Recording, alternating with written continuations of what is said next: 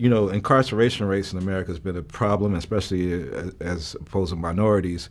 And Roman delves into the issues around the legal system. Do you think we've made any headway in the I legal think it's more important to make headway in our own house.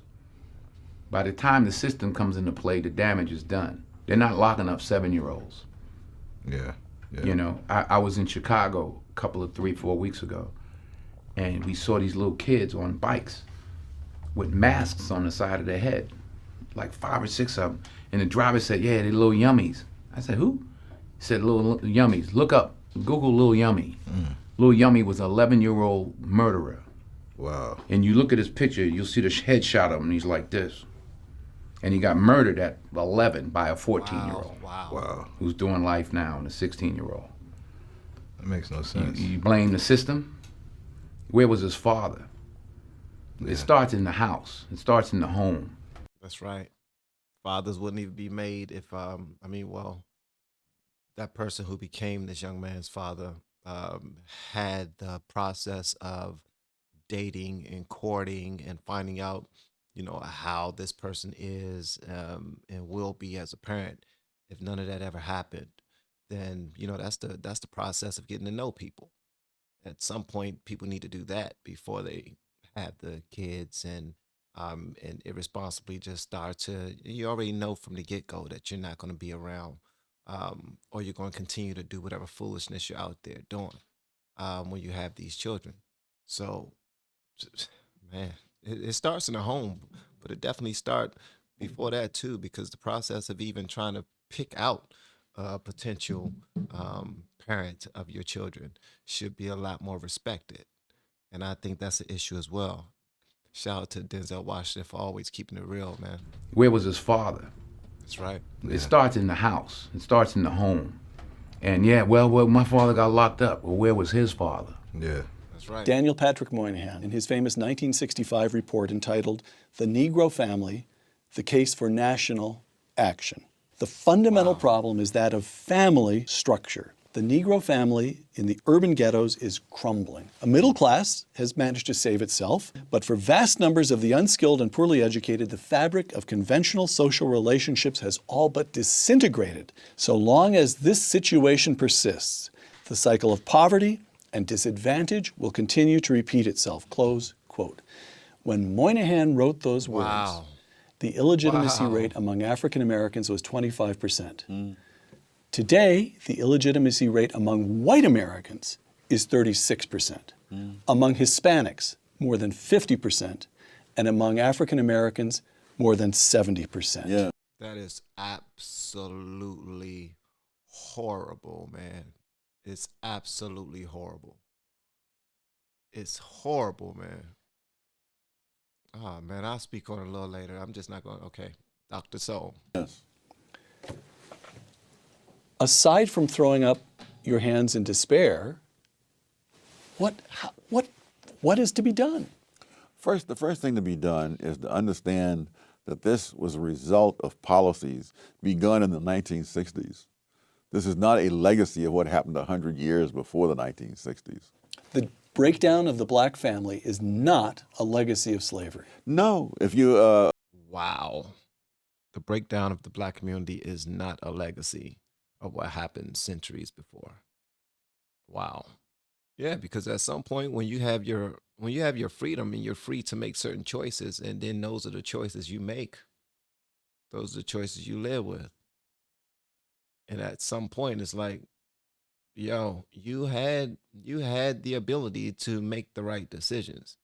You had the ability to struggle just like everyone else, and until you strive to get on your feet and by using your gifts and your talents and your abilities and your resources and your know-how, you had that same opportunity as everyone else. The same opportunity. See, okay, I'll get into this later. Okay, Dr. Sowell. Breakdown of the black family is not a legacy of slavery. No, if you, the classic study of this goes all the way back to the era of slavery, and they find that most black kids, even under slavery, had lived with two parents. And that was true all the way up until the 1960s.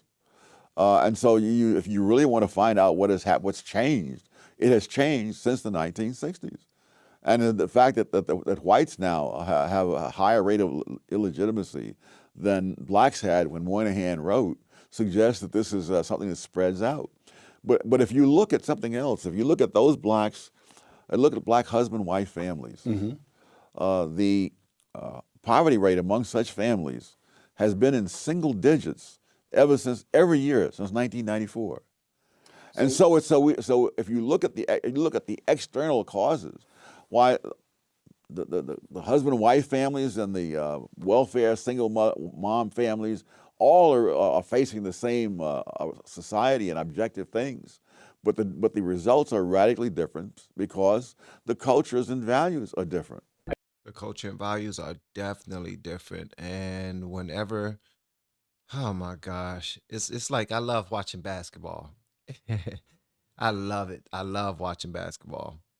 But I don't mind when my team is sneaking a foul over here, grabbing their player when the ref not looking, go up strong and hope for a foul when nobody fouled them. But I'm like, what a call at? What a whistle at, ref? You swallowing the whistle. But then when it's the opposite team, I don't want them to get any of that, any of those favors. Especially, and this is my point, especially when my team is losing. What I mean by that is, whenever people are losing, or whenever they're not doing as well as their neighbors, or as well as other people that they know and see, the cries of foul gets louder and louder. Everyone want to say that is unfair now. The ref is not ruling fairly anymore. My opportunity is gone now, so I got to blame it on something else. And honestly, I don't like it because, and I understand why some people would do that. Some people would cry and some people would be upset about the situations that they're in. I get it, bruh. I totally get it.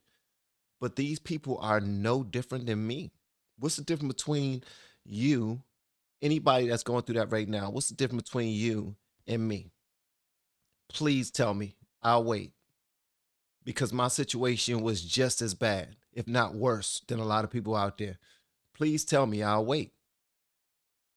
There's no reason for us today going to sit here and continue to say that it's somebody else's fault that we can't get our houses in order. That we can't get, if we can't get our house in order, what makes you think we can get our communities in order? We first got to get our house in order. For me, it started with my house. And then we started serving other people outside of the house. Started in churches, everybody in the house serving in a church. And that wasn't my plan, but it just seemed to be next, because if you're going to start to try to get, create a better world, or I guess use your gifts so that you can add to the world and not take away, that seemed like the natural next step. So for me, it started with myself first, then my house, and then outside service. And that's how a community gets straight. It don't get straight by constantly saying that, oh, the police are killing our black men. Yeah, they killing our black men. How many they killed all year? Let's say they killed 100. Let's say the police killed 100 black men. Now, tell me how many black men killed black men this month, this week. It's horrible, man.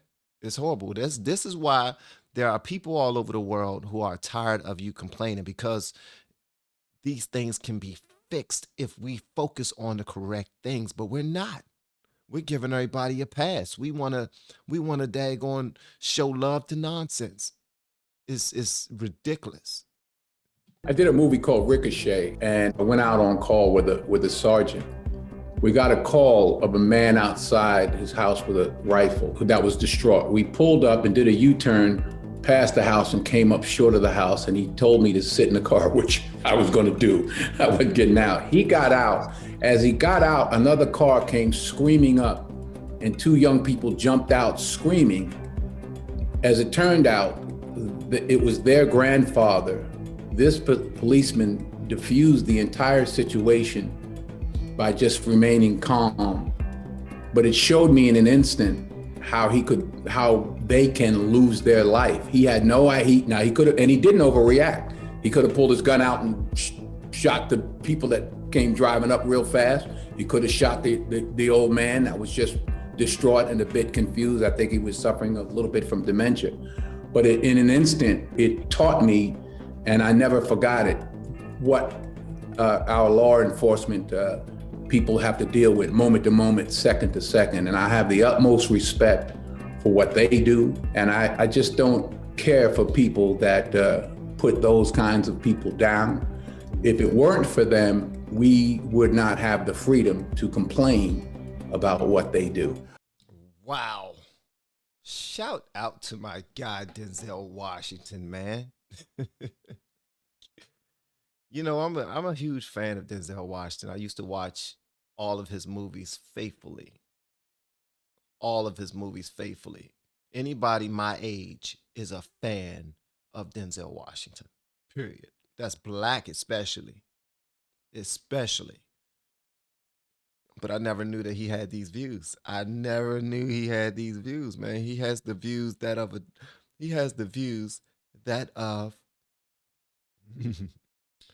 an adult. Ain't that sad? He has the views that of an adult.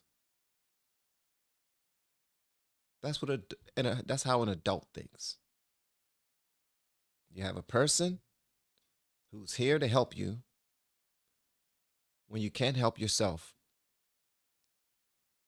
And their jobs is to put their lives on the line for you. We go to work just like they go to work.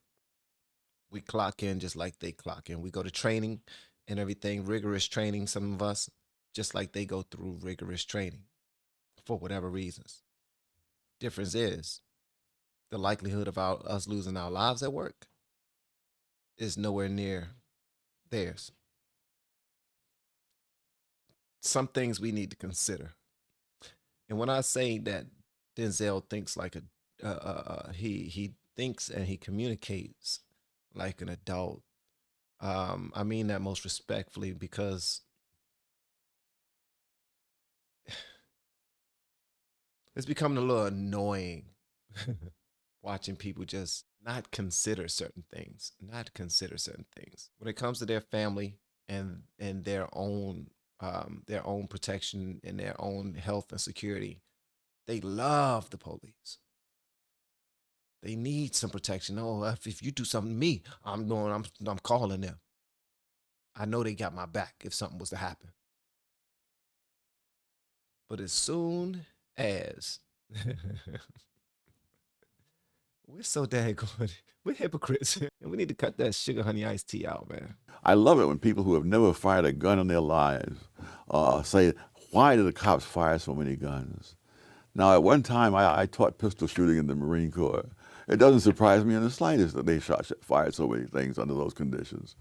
But people can't be knowledgeable about everything, but they can be knowledgeable about the extent of their own ignorance. Oh, my God. Oh, my God. People can't be knowledgeable about all things, but they can be knowledgeable about the extent of their own ignorance. God gracious, that just hit me in the chest. That one right there hit me in the chest, bro. I swear to goodness, y'all. I swear to goodness, man, because sometimes I don't know. I said something in a video not too long ago. I think it was a Steven Crowder video where he was talking about some guy who had a knife, black dude who had a knife. He was standing up against the building, and he was surrounded by cops, and they were saying, put the knife down. And he wouldn't put the knife down. So they're pointing their guns at him now, and they're saying, put the knife down. They just kept saying it, put the knife down. Don't know if he was mentally in it or not, or if he was on something. I don't know. If he was in his right mind, whatever. But then the guy with the knife, instead of putting the knife down, he started walking towards the police. They're like, okay, all right, we was trained for this. And everybody started letting off rounds. It was like 20 rounds that was let off. And I said foolishly in my video, how come they couldn't just shoot him in the leg? That was me. That was me not being educated to the extent of my own knowledge. Wow. Wow. So, hey, you know what I mean? And I don't shoot a whole bunch of guns, so he's making a whole lot of points right here. Be knowledgeable about everything, but they can be knowledgeable about the extent of their own ignorance, even if they have PhDs. Knowledgeable about the extent of my own ignorance. You know, Even if they got PhDs. Man, this drink was dope. I really enjoyed that. Please let me know if y'all have any questions for me or any comments that you want to make down below. That would be amazing. And I know I don't respond to a whole bunch of them, and I'm about to start doing better. I promise you I'm about to start doing better. You're about to start seeing likes and hearts on everything. Trust me on this. Look, test me. Test me. Call me out there. Call me out. All right? I got y'all. And I'm going to do that because I just appreciate y'all clicking play. Y'all didn't have to click play. And y'all didn't have to. That's it. That's the biggest thing that y'all can do for any content creator that you enjoy. Click play. And you click play for my videos, so I got to make sure that I show some love to my people, and y'all are my people. All right. I look forward to seeing y'all next video, hopefully inside the Patreon as well. Y'all have been amazing. Love y'all.